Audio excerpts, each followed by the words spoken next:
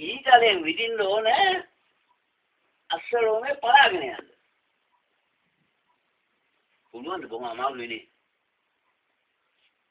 ඒ විදින්න ඕනේ කොයි විදිය දන්නවද? අන්ධකාරේ ඉන්න. අන්ධකාරේ නම් විදින්න ඕනේ විදුලිය කොටනකොට මේ අල්ලගෙන ඉඳලා හරියට විදුලිය කොටනකොට මම හරියට විදින්න ඕනේ. අස්සලෝමේ පලාගෙන යන්න. ඒ තරම් අමාරු වැඩක් හැටියටයි පොත්පත් වල සඳහන් කරලා තියෙන්නේ.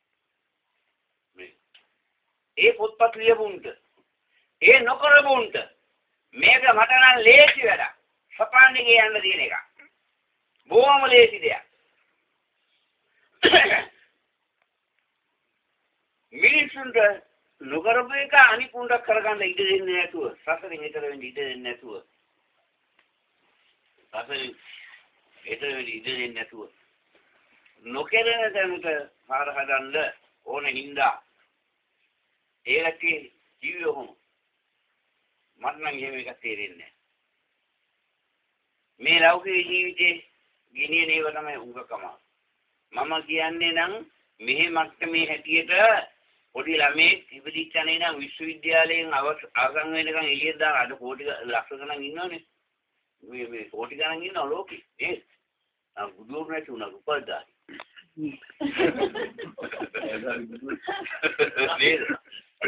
මම කියන්නේ ඒ තරම්වත් මේකට මහන්සි වෙන්න ඕනේ නැහැ කියලා.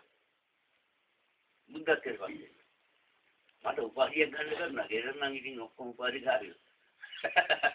ඒ උනාට මම සදාකාලික උපාධිය ගන්න. සදාකාලික උපාධිය. ඔව් වතුනේ. කම්ඩෝර උපාධිය ඔක තමයි වැරදි ඉතින්ලා. කියන්න පුළුවන්කම තියෙනවා නෑ. කරද සාක්ෂියට එකඟව. සැකබය නැතුව. අනික සත්‍ය ඕගොල්ලෝ නම් තේරුම් තියෙන හින්දා පිළිගන්නේවි. තේරුම් කරගන්න හින්දා අවබෝධ කරගනි.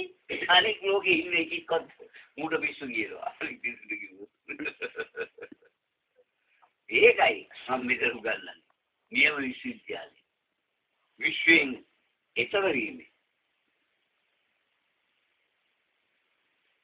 විශ්වෙන් ඈතර වීම කියන්නේ දුකේ. නැත්නම් අපි විශ්වයේ තුලම තමයි.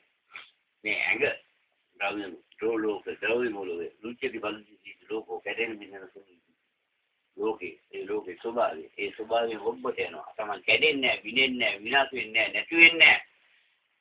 ස්ථිරයි, සාරයි, සදාකාලිකයි. ලෝකේ ඔබට කියන. අන්න ඒ උපාධිය ගන්න ඕනේ. හරිද?